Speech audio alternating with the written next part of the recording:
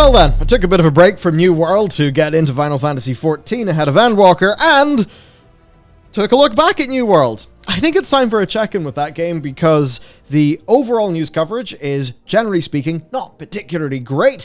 Some of our compatriots on YouTube are doing an excellent job of diving into the issues that do seem to be apparent in the game.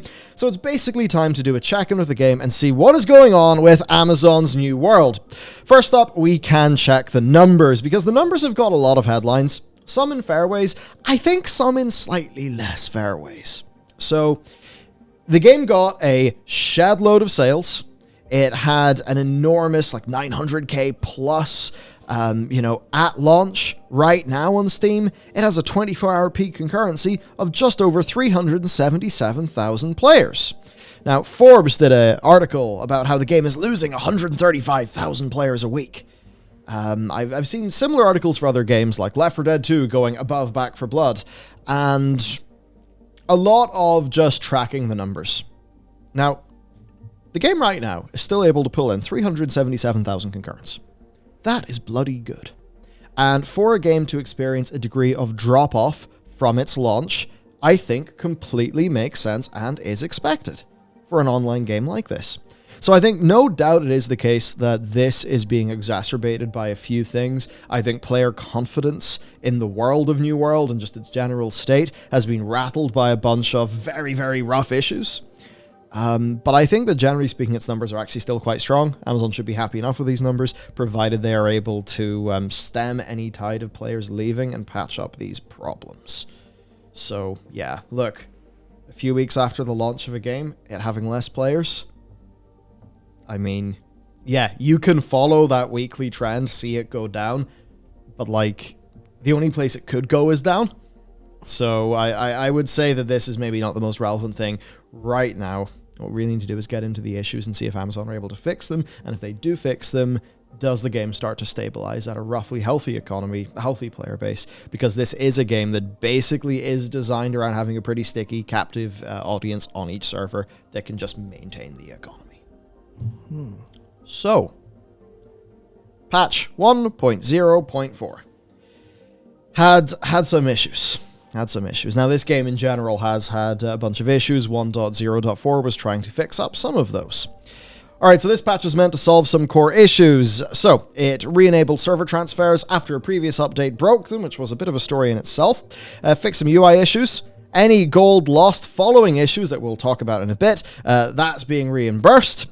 They fixed NPC spawns. They have solved invincibility exploits. That's basically a thing where it seems like the game was client authoritative and you could do funny business to basically end up being invincible. Josh Drive-Hayes pointed out on his channel. Yeah, they actually provided what I'm going to say is a surprisingly in-depth response to that, explaining how it's not actually client authoritative. It's actually just a bug in how the server handles, I believe it was, if your client didn't respond, it could enforce some things through and behave badly under those circumstances. So people would use lag switches or force their client to not respond, and then they wouldn't take damage. Something along those lines. But it was very much, it wasn't quite a clear-cut case of, this is client authoritative, people are using cheat engine to break the game. Right, so so basically the bug ends up making it behave as if it was that. Yeah. Yeah, it's a bit like even in a game like World of Warcraft, people could use those lag tools to get an infinite Fel Rush in a Demon Hunter. Yeah. And things like that. Yeah, it's exactly that. So I think, props to the community manager for speaking out and actually having a decent report on that bug. But, that's only one of many. One of many, yeah. So there are other things going on. There's a gold duping bug. This is an issue in a game with a extremely player-driven economy. Players not getting gold or items from sales when offline. That is also not great for a game where the economy is important. Housing items disappearing. Server transfers not working. Abilities just not working. But they have started doing some things like permabanning people who have used exploits. So yeah, at the time, this is what they're saying they're aware of. Gold dupe bug, Great Axe, Bloodlust proc bug, equipping 2 life staffs, trading post issues, just a whole host of things. Of course, this is a Reddit post just saying roll back your servers. Of course, the worry there is that just generally so much damage has been done to the economy, which in a game like this is a large problem because this is a game that is all about player investment in that economy. Now, for PvP, there are more issues. Right, takes 70%-ish less damage damage and deal 340% more damage. Yeah, so that's fun. The steps are: queue up for an outpost rush, farm 25 Azoth by killing one NPC and buy battle bread from the outpost rush shop. The consumable effect persists even after you leave outpost rush. Ouch. The damage absorption stacks the resilience gear. The damage bonus stacks with 300% capped hatchet bug. So you can just combine all of those things. Yeah, I also saw, I think it was a Josh Strife Hayes video about being able to go out of bounds in that mode as well. Yeah. So continued issues. For leveling then, well, here we go. Extremely critical. Leveling exploit, town board, turn in exploit, method inside, uses no materials to turn in. Now, one of the ways, especially if you're a player like me, that you'll be leveling up in New World is doing the town projects. So that is, crafting some things, hunting some animals, things like that. Of course, the whole way that those things work is you get your materials, you bring them back, turn them in, you get some XP, you lose your items. Or alternatively, you purchase said items on the auction house. That's how that works. So if you have this problem, number one, you're just infinitely getting the XP without losing the items. So you can just keep on doing those quests as long as they'll actually spawn in towns. But that actually also undercuts the economy because, of course, whenever town projects would appear, the items needed for those town projects will be up in the trading post. So again, that is really not ideal. Then there is the entire whole chat thing, which has been fixed. But yeah, basically, you could just send some HTML over and chat. Oh man, that's stuff that I would love to know how any of these bugs are happening. Because one of the things that I'm kind of noticing watching through all of them is that they're very, very, I mean, I don't want to be rude to the devs, but they come across as very amateur mistakes. Like the kind of thing that if you were throwing a system together in a hurry, you would miss these little edge cases and go, shit, sorry, yeah, of course the outpost rush food should disable itself when you leave the outpost rush. Shit, I forgot. And then this is how do you not clean the chat input? How do you not do that? Well, so I'd love to know how that's even possible from a professional developer. We may get a hint of insight, not to spoil the rest of the video, but towards the end of our doc. But even with that stuff, yeah, it's kind of surprising that this thing has happened, and generally some widespread ridicule going on for this one in particular. Now, as for what the players think, well, Amazon Game Studio should not ban anyone from duplicating. They duplicated whole city, 3 sets of quests, and 15 enemies to make a whole game. Yes, that's kind of missing the point on purpose for a joke, but it is kind of funny in principle. Josh Strive Hayes has done very well out of this. He's got almost 2 million views covering all of these bugs and longevity issues. I mean, I say that partially as a joke. He has done a good job cataloging all of the things that are going on. And, as he says, these are all very important things to the foundation of a game like this. I believe Upper Echelon has also done quite a few videos on New World as well, including some design critique. And I think that's from the perspective of a player who has put a lot of hours into New World. I think he was super in the New World train. So, as for how this has all went wrong, right? Because we can talk about all these stories and talk about the drama, fan the flames, but let's actually try to talk about what's going on here, how this could have happened, and what we can all learn from it. All right. So, Amazon Games. That was their big new thing. Right? Amazon trying to make games. And to do that, they ended up purchasing basically a license for CryEngine. And from that emerged Lumberyard. Lumberyard is Amazon's engine. Which, come to think of it, I mean, Amazon, lumber. Anyway, the TLDR here is that originally they were working on a codebase named GameCore that had terrible networking. And this game has basically all been built on top of a broken nightmare. But there may have been a reason why they did that. Because a cancelled Amazon game actually had fantastic netcode. So how is that the case when this game, the MMO, is the one with the issues? Well, the game Crucible.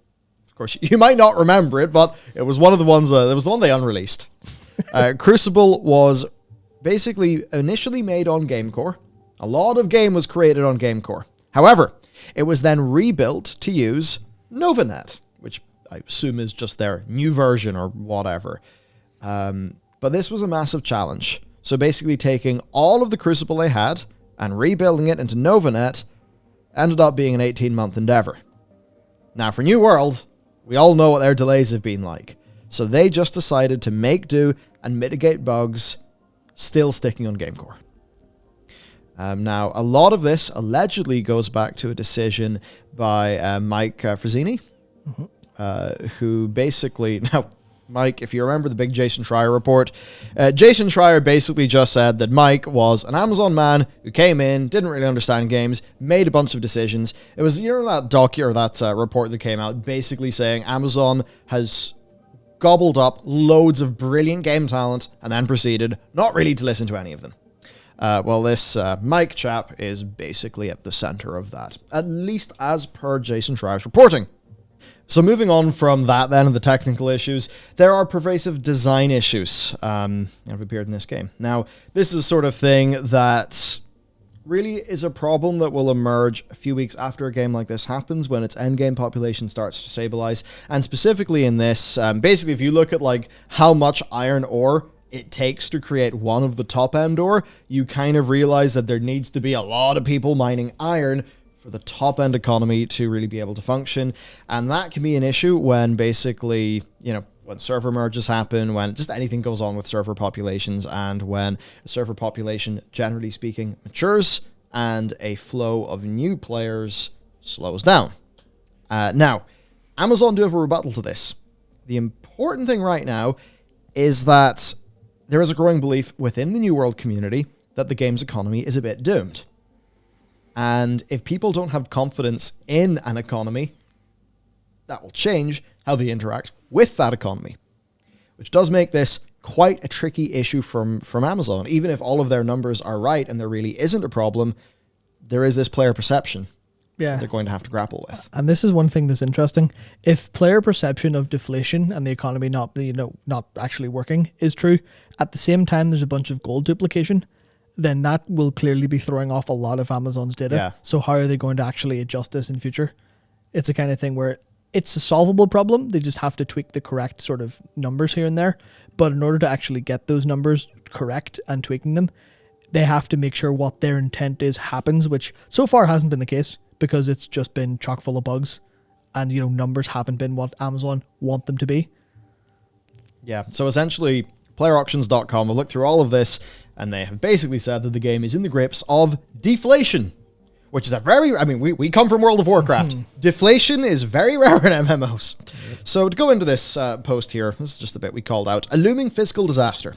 The consequences of deflation are not any less severe than runaway inflation and can already be observed. Anything with a fixed cost in coin becomes prohibitively expensive. Crafting, repairing, or property taxes become barriers to gameplay. If players don't have a great weapon, it is often cheaper to buy entirely new ones from the trading post than to repair the weapons already owned. For example, buying a rare hatchet with acceptable perks and stats is about 30 to 75 gold, whereas repairing a completely broken hatchet is 40 gold. To give another example, the cost of repairing one level 60 item is equivalent to 2,500 or a Calcum ore, depending on the server. Expenditures in New World are wildly overtuned, taken alongside the fact that those at the level cap have little to no dependable income once all quests are done, which leads to hoarding of the currency and rapid price deflation. Ouch. Big ouch. I would wonder how, because I'm not an economist, but I would like to go a little bit more into how EVE Online deals with all of these things, just given that that is the big example of a super player generated economy. So to continue then, the other thing, New World doesn't have any vendors to set a hard price floor for any given good. Without developer intervention, the whole thing's player driven, which basically just means, what's going to happen? What will happen with this apparent deflation crisis? How to defeat deflation? Print money! Dupe gold! So obviously when all of this is happening, having a gold duping bug is significantly bad to have happen. Step 2. Make the bug extremely popular so the devs have to turn off all trading in an economy-based MMO. Yes, notice, temporarily disabling all forms of wealth transfers. We are aware of a possible gold dupe exploit that has been circling and temporarily disabling all forms of wealth generation between players. Anyone engaging in the exploit will be actioned against, and they'll turn wealth transfer on again when it's fixed. Step 3, find a new bug. Temporary disable of trading between players to prevent gold being duped has created a new gold dupe. Whoops.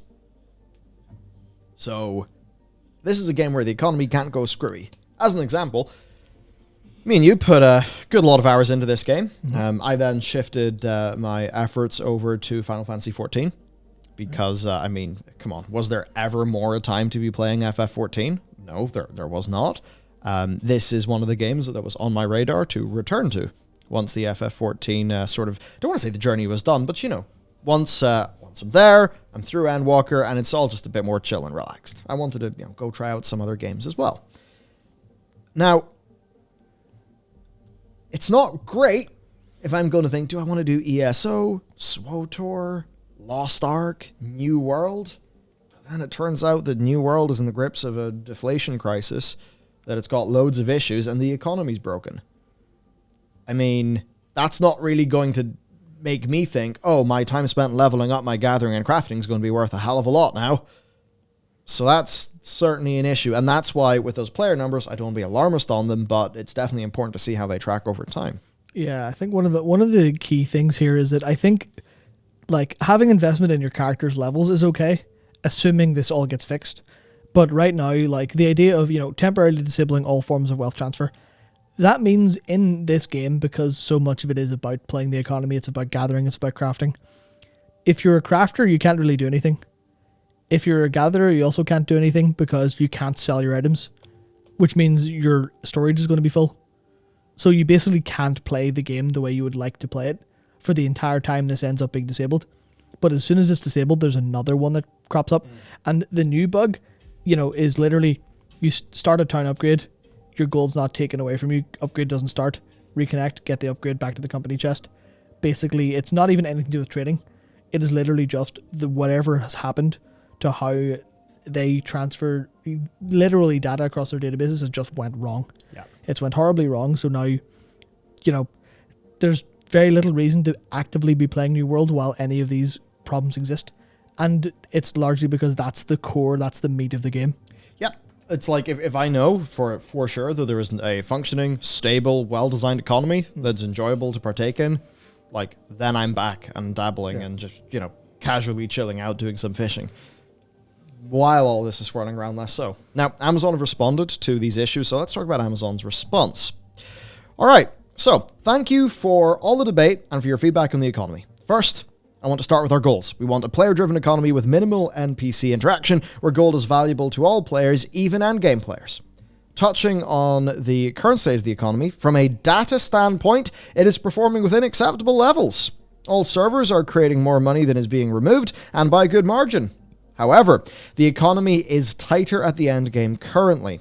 When we look at surplus income generated by level, it is very high at the 1 through 35 range, decent at the 40 through 59 range, and it gets narrow at 60. This means as more players get to 60, it will start to put more pressure on the economy. So if you look at the graph here, basically you can see that. At the higher levels, you're looking at 400, 350, 400, I guess it was million, gold per day excess generated. You can see 50th percentile is just under 800 million. So that's roughly what's going on from the gold perspective when they look at their data.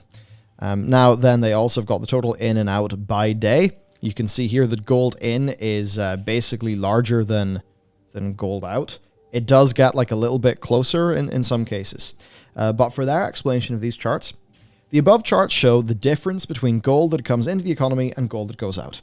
Players are consistently generating a positive gold balance every day, but there is a downward trend. If this trend continues, and we get closer to a negative in-out, we will take action.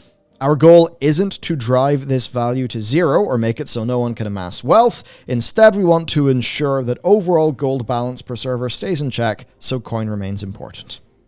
They say there are 2 big changes that are going to help the economy, though. One was in the last patch, one just happened. So first up, it was fixing the Azoth staff bug, which basically would allow players to complete high-level corrupted breaches which generate good gold per hour. So the first one is the Azoth staff bug. In fixing that, players will be able to do the high-level corrupted breaches, which will mean more gold generated. The second one then is that they just turned Outpost Rush back on. Basically, Outpost Rush had to be taken down for fairly obvious reasons, but of course, Outpost Rush is a source of gold. It's also a source of gold that will be a bit more targeted toward the high-end players. And then finally, also I want to remind everyone that there is a big gold bonus, 10x, for your first 3 faction missions each day.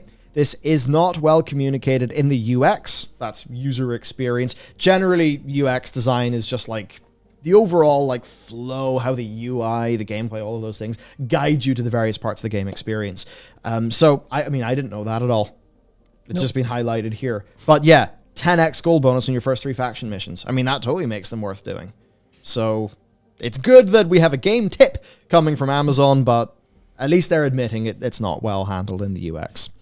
So basically, that's what their response is, that, look, there's a downward trend. It really isn't that bad. I think it's one of those things, players will be good at identifying a problem and a trend. Amazon are coming in here with the big data, which is going to account for the players who are just trucking on, not really noticing these things. It could be that there are some servers that are basically, you know, the deflationary leaders, and maybe that's where some of the more of the opinion comes from. But undoubtedly, this does appear to be an issue. I guess we just have to see if these fixes are going to change that. I think what's good, though, is that Amazon have started the precedent of showing us these graphs. So if their efforts are good, then graphs should go up in the other direction. Yeah, the one thought I have here is if they can just tweak values to whatever suits, then I think that would kind of, I mean, obviously it's the case in real life as well. You just tweak with stuff. But it's the idea of, like, suddenly they just change how much gold's generated. Will that have an impact on your original work? Will a lot of players then start to kind of go, well, what's the point if it's all arbitrary made-up numbers? I feel like that's a little bit of a maybe fear if they start doing drastic changes. So I hope their goal is to like do the small changes and then go, okay, now we're on a good path. That's all we need to be on, this solid path. But so the Amazon board has met and your New World pension is now available at age 90. Oh man, I'd love to see a version of this where the developer's like, okay, and here's the impact that the gold duplication had on it. But I imagine that would take them quite a while to actually find out, because if it's not included in this generation, then the deflation problem doesn't exist as much. So then what's actually going wrong? Is it literally people amassing wealth? Is it people, you know, hoarding their gold because it's huge? You know, huge and unfairly achieved or something like that. So I'm certainly keen to see what this is like going forward. But it also kind of sparks this weird thing where, should the players be able to see behind the curtain this easily? Obviously it works really well for us trying to talk about it and think about it. But does the average player want to know that the economy like this is played with? Or do they just want to have an engaging world that works? Yeah, so to wrap this up, there's been a little bit of just press stuff from Amazon. I don't want to get too much into this. There's an interview with Christoph Hartmann, who is the VP of Game Studios. To be honest with you, it was not the most in-depth. You could say it was like a little bit of a puff piece, but that's just generally what it's like when, you know, you have big exec interviews. TLDR, he was fairly aware of their issues. A bit of a, oh my god, I'm glad it works, but oh my god, what's next now that one of their games has had a success. And look, New World got a lot of sales. It is a success. It has issues, but it is a success. Talking a bit about, you know, saying they made an MMO because MMOs haven't been done in a while. Going on to talk about, you know, after Crucible, they got more ambitious. They basically said, let's double down and try to learn from the experience. And he focused a little bit on basically they want to be disruptive. They want to find teams that have got like a great editorial side and just, you know, pump them up with the money, the resources they need to do stuff. So, you know, all fair enough, basically, but track record is still rough. New World does feel like it maybe needed a little bit more time in the oven, unfortunately. But that said, they did have their launch. It was a very big success. A lot of people are talking about this game, so if they can right the ship, they'll be okay, but they need to do that pretty quick. Yeah, that's what I think is most interesting about New World so far, is that it seems conceptually and design-wise, it seems to have gone down really well. Obviously, people have issues with combat in certain situations, but a lot of that is implementation versus actual design. It is kind of well conceived, well thought out. So you can imagine a lot of the problems exist on the tech side. And obviously, as you know, we saw from the person who used to work there, they started on GameCore. They started on stuff that they really shouldn't have been using, but didn't have the time to rebuild it. Because it's like all of their problems can still be traced back to this initial move to work on Lumberyard and to work off CryEngine, as opposed to, you know, doing something a bit more ad hoc. Like, hopefully that's what that interview means, which is, you know, we're going to get these teams that know what they're doing. We're going to say, do it however you want, do whatever you want. Here's the money, here's the support. As opposed to, you've got, was it NovaNet or GameCore or, you know, Lumberyard, work away or whatever, but you have to use these. So I feel like those decisions made are killed Crucible. Nova died for whatever reason. You know, Breakaway was thrown in the bin, and now New World has clear technical issues that will maybe not kill it overall because they can recover, but will certainly like cap it from being the runaway PR success as well as a commercial success. So I think so. These all seem like fixable things. The reason why I say that is this isn't a situation where it's like a game releases a big new bit of content, right? Like a new expansion, and people just say, oh, content's not that good, we don't really like the story, then you're just a bit screwed. With this, it's all, okay, the content's not fantastic in New World, let's be real, but it's like the overall system and vibe is what people really like. And with the economy, that's just a case of making small, targeted tweaks, adjusting the knobs of the system such that the economy is back to where it needs to be for the game to overall function. That's the sort of thing where it's not, you know, it doesn't take a humongous amount, I would imagine, of like core development production resources to fix those things. It just requires really, really like just clued in smart fixes. Because, you know, it's an economy. You don't just like throw content at the economy. So I think it's very fixable, and hopefully they fix that. Just depends on these technical issues and if they keep on popping up. So basically that's the situation with New World. As for my perspective here, it seems to me like now is not really the best time to get into playing the game. I want to see how these things pan out. I want to see what happens when maybe a few more patches come and the bugs go away. And then perhaps the game is in a more stable state where it's ready to receive new content and all of that in a nice, happy manner. Because we certainly did like the core of the game. I mean, we had issues with it, but we liked the core for what it was, and that was generally enough to get the two of us playing. So, you know, we're, I think, a good example of people who are not playing now, but assuming this stuff all goes well, are totally willing to come back. Yeah, so there you go. That's the state of New World. What a state it is. Messy one. Yeah. All right. Thanks for listening. There'll be more content on the channel tomorrow. We'll see you next time.